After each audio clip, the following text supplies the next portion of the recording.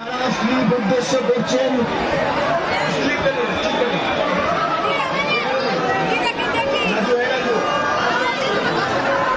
যারা একটা